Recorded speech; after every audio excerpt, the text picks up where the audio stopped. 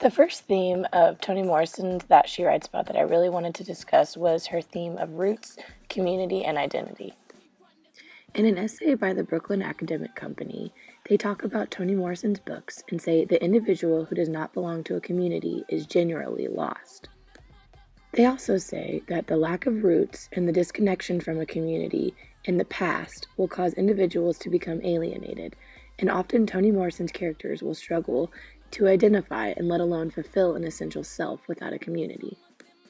So I decided to ask some of the strongest women I know, the ones that I live in a house with, some questions about them. And I started off with, what do you consider to be your biggest weakness, and how does this hinder you? I'd say coming into college, my biggest weakness would have been having my identity and success and who I was on the outside and reputation of being just in general on the outside looking like others would look at my life and say that I lived a life that was perfect, was a good all-around good girl, academically did well, involvement-wise did well, and I would say that coming into college, that being my weakness, became my identity in what I did, and it was more so just doing it to have this good reputation and this good, just the way that I looked on the outside and whatnot, and having, which also turned into relationships I was in, boyfriend I dated and whatnot, just looking good, but on the inside feeling very empty. I think that my biggest weakness, it sounds really weird, but my biggest weakness is that I don't like admitting that I have weaknesses. I'm really good at admitting when I'm wrong after it's happened, but I'm not good at admitting insecurities that I have before they happen.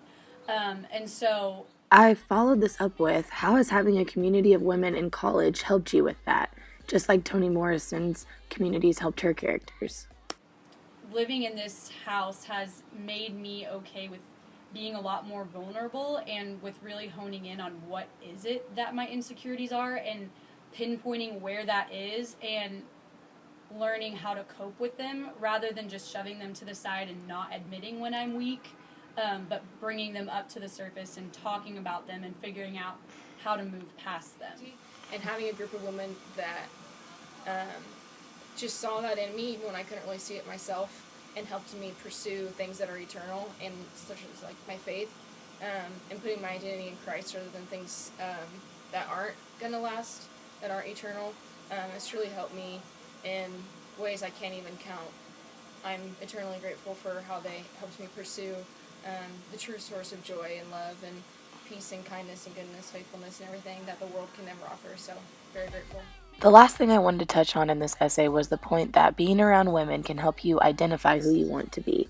So I asked them, how can being around these women help you figure out how you want to be as a woman? The women of Alpha Delta Pi are incredible, and I want to be just like a little bit of every single one of them because they all have such unique characteristics that I want to emulate so much. I think particularly living in the house has brought me a better sense of selflessness.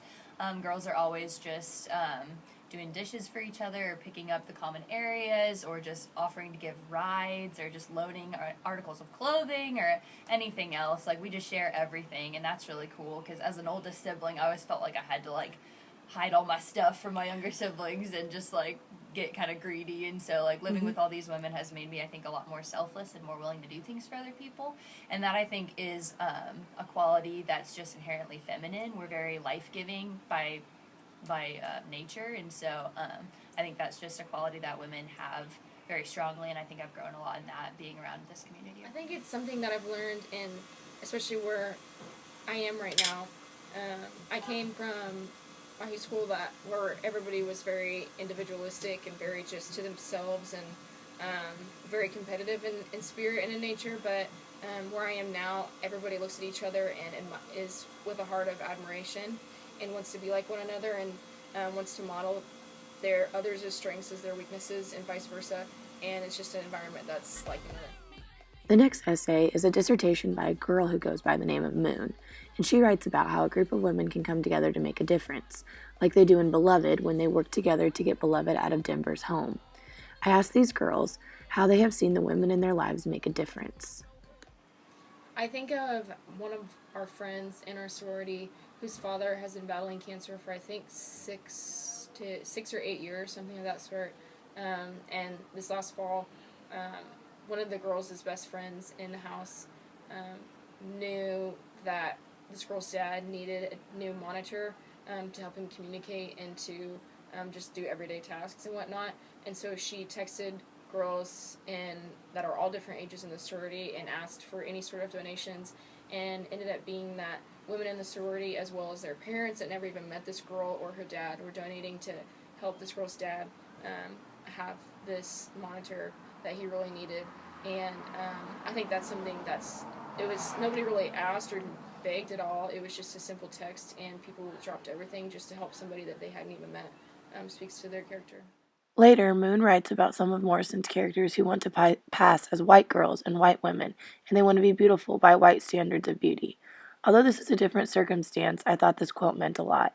That in having to live up to the constructed ideology of beauty and status, they feel completely shattered as they can never live up to these ideals. So I asked these girls where they get their ideas of what beauty is. I think that the ideal kind of beautiful look to me is something that I see a lot on social media, and it's not even just looks. It's kind of like, oh, the ideal, places they go, the ideal people they know, the things they do. I'm like, they have this ideal life, and it's beautiful. They have so many adventures and stuff, which also that's, a timeline of all the best moments in their life. They're not going to share the crappy moments on social media.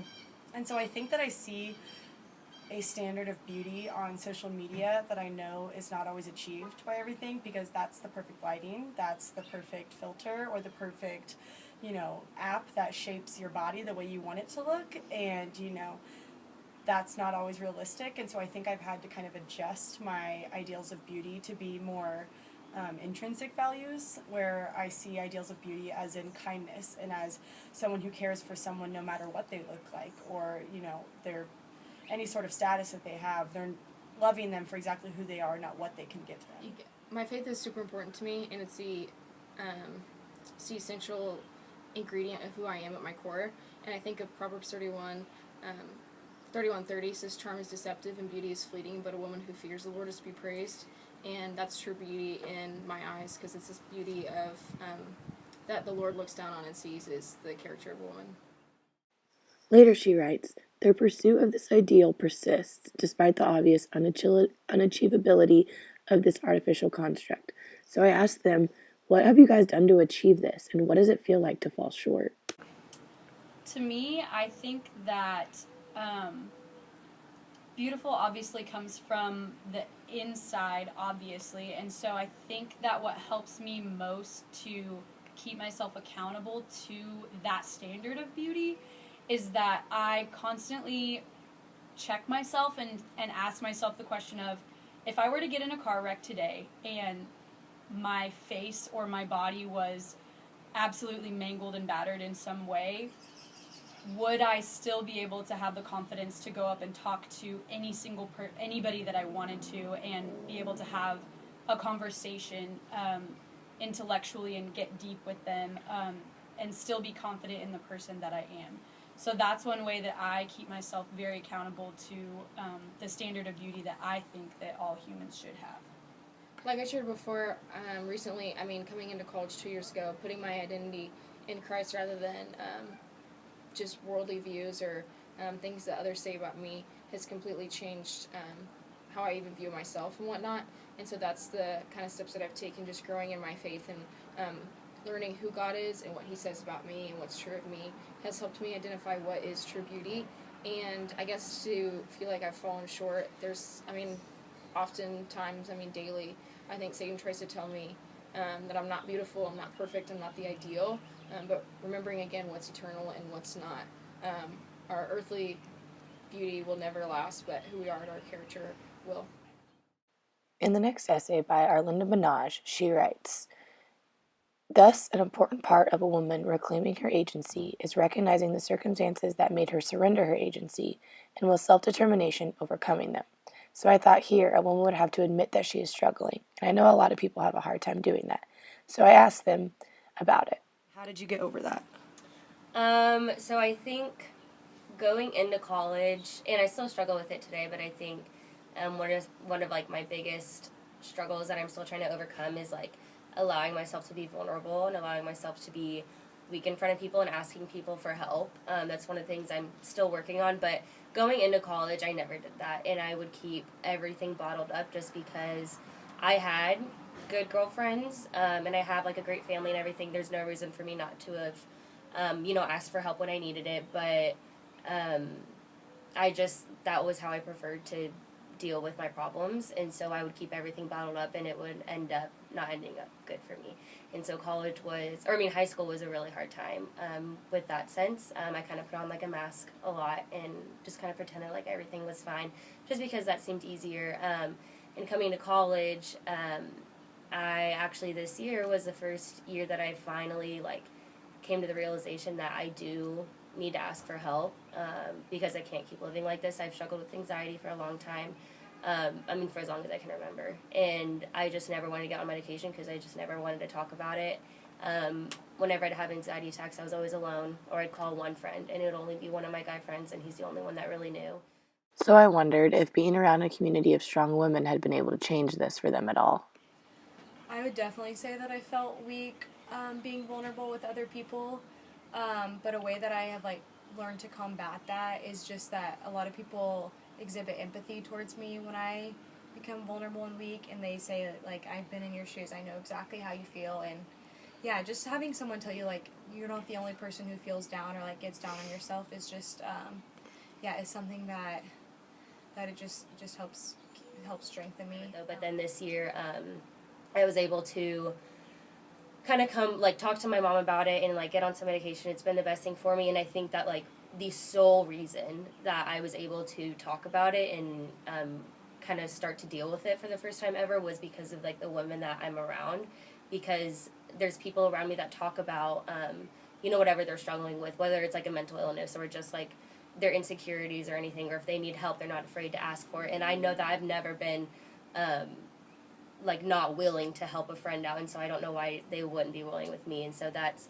something that I'm always working on, but this year has been like a pivotal year because I'm finally learning that like the people around me are teaching me like it's okay to be vulnerable, and it's okay to just not be okay, and it's okay to like talk about it, and it's good to talk about it. And I feel I've never felt this comfortable with people before, being able to open up and lean on them. She then writes about the first female interaction between Setha and Amy Denver, who delivers her baby. When the women first see each other, they are both really unimpressed. Setha says that Amy is the raggiest looking trash she's ever seen. And Amy thinks similarly of Setha, and she says, "You're the scariest looking something I've ever seen." After all this talk about empowering women, I asked, why do we judge each other when we first see one another? I think everyone, like, just, like, not even, like, consciously does it, but, like, you'll see someone in a grocery store and just, like, assume something about them, like, without even meaning to, like, and I definitely have been guilty about that for sure. Like, I think it was really bad for me in high school, but if anything, I feel like ADPI's made me, like, be so much better about that, like, because I came in as like, super insecure 18-year-old, like, meeting all these new girls that you're, like, supposed to be really close with. And I remember at first, like, there were some girls that, like, I thought one thing about, and then I got to know them, and it was completely different, and they've become, like, some of my absolute best friends. And, like, there's not, like, a cookie-cutter woman in ADPI. Like, we're all very different, so I've, like, learned to appreciate a lot of things about them. So I feel like that has made me appreciate different things about other people. And in college, like, I feel like you really just, like, learn to appreciate people's character and, like, how they treat others. Not so much, like, at first glance, but yeah, that still happens. Like, I'll look at someone and be like, oh, like, okay, but I really, really try not to, because that's shitty. You have no idea, like, where someone's come from, like, what they can afford, what they can't afford, why they feel like that's a way to express themselves. Like, I don't know, it's just not worth it. Like, I hate that. But I feel like girls just do it out of their own insecurity, like, definitely. Yeah, I totally have, and it's, like, one of the things that I'm, like, trying to work on the most about myself is just, like, this, like, impulsive nature to judge other people based on their appearances, and I understand it's dumb, I hate it, but, yeah, I think it is just something society tells us we should be doing. Like, we just live in such a world of comparison and such a world of competition that, I feel like as women, oftentimes we're just feeling like we have to compete with the woman next to us. Like, oh, she's prettier than me, she's smarter than me, or like I'm prettier than her, I'm smarter than her. And it's like we don't need to be doing that, but we do just because we're all trying to get ahead in this world, and we should be seeing each other as friends and not competitors. So. She then writes about how good women feel like they need to change themselves. Two women in the novel Jazz, named Dorcas and Violet, have the need to reconfigure themselves or change themselves to be better. So I asked if these girls ever felt the same way. I think that I would probably change just like the way that like my like all over body tone. Like that's always just been something that I'm like, oh, like I'm good, but I'm not like completely everywhere all over like exactly how I want to look like. And so I always like look at girls, and it's like hard because I look at models or whatever where that's their 24-hour job is to look that way. And I'm like, then so I can like justify it that way. But then when I look on Instagram and I see girls, I'm like, whoa, they're like they have that all over tone and they have just as busy of a schedule as me.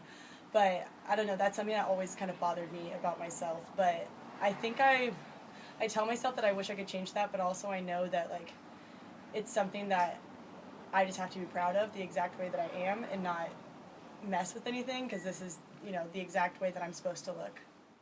The next essay, shown on the UK Essays website, writes a lot about what the relationship with Setha and her children formed them to be when they grow up. My favorite quote, though, is, "The power of motherhood and the empowerment of mothering are what makes possible the better world we seek for ourselves and for our children."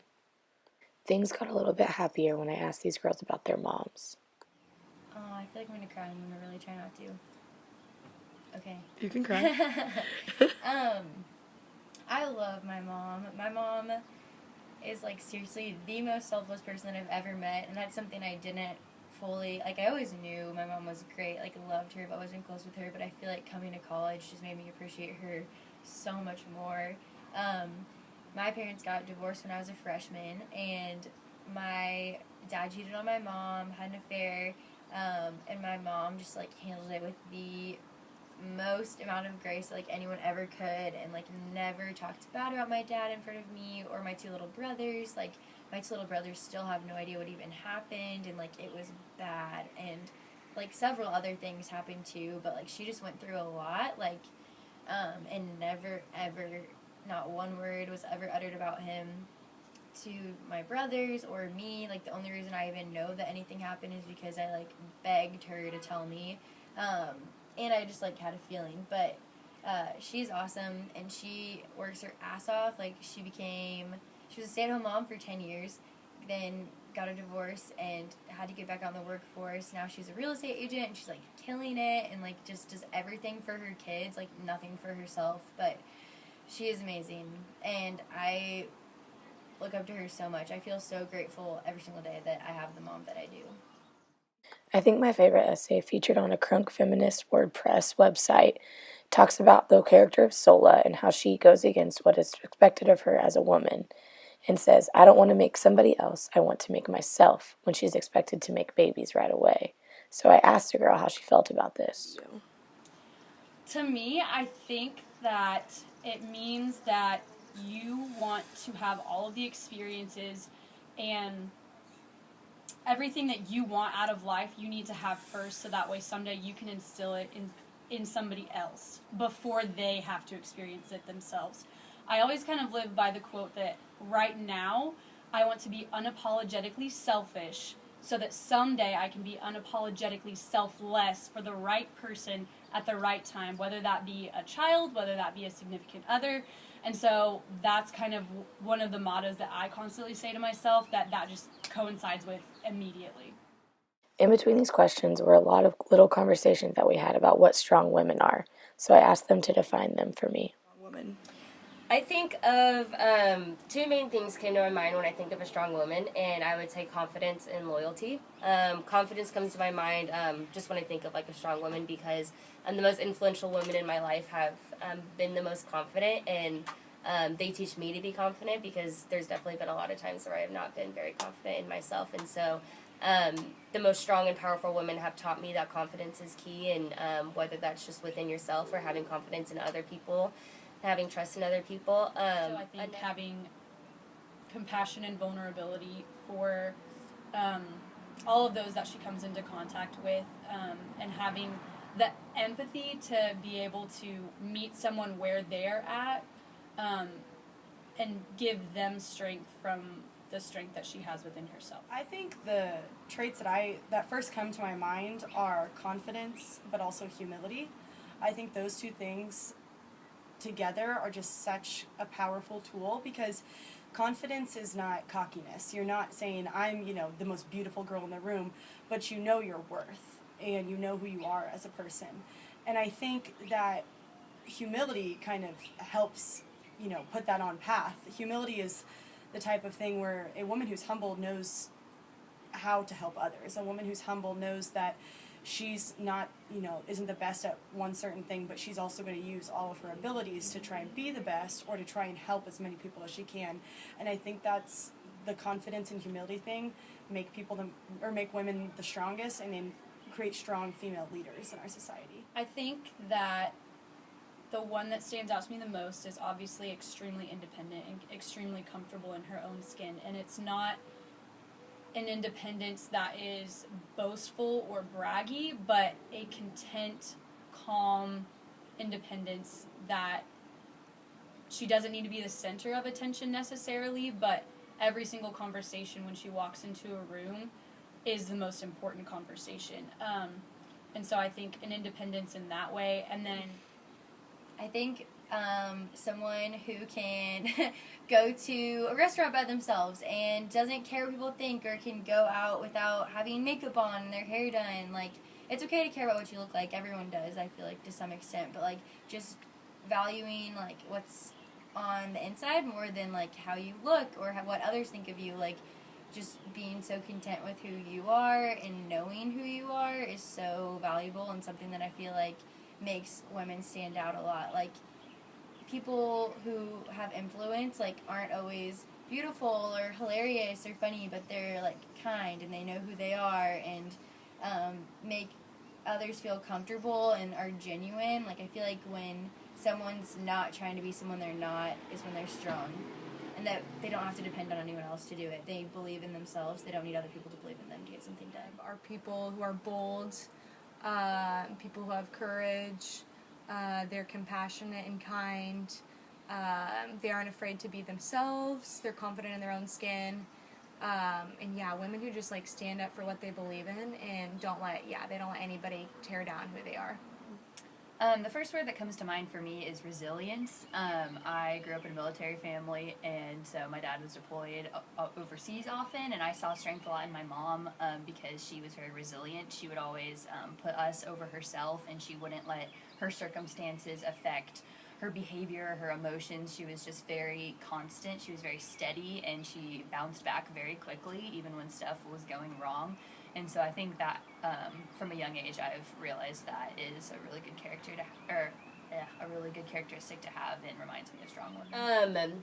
Another trait that I think of is loyalty, because I think, like, in order to be a strong woman, that you have to definitely think about being loyal, first of all, to yourself and with the people you love. And that's something that I've really learned a lot in college. I never really, like, thought of the term loyal when I think of, like, friends, just because I think that's always kind of a given. But these past couple of years have given me a new definition of what it means to be loyal, and, what it means to be up at one of your best friends, her and her boyfriend break up, and you're up at them all throughout the night, sitting with them, just holding them, and that's loyalty. And, skipping, important, like, stuff that you have to do because, like, you need to be there for a friend or a family member, and just being the most loyal person that you can be, to let them know that they can be okay around you, and that you're always here for them, and that you're not going to leave. Little do they know that that's exactly how I describe all of them. Women are strong. They are mothers, other mothers, wannabe mothers, bad mothers, good mothers, Best friends, sister friends, girl children, married, single, left alone, wanting to be left alone, young, old, promiscuous, chaste, saintly, judgmental, loud, quiet, masculine, feminine, sad, abused, raped, murdered, resurrected, talked about, beautiful and ugly. They love each other fiercely and men conditionally. They dance philosophize, and complain. They are real, everything at once, and nothing in particular.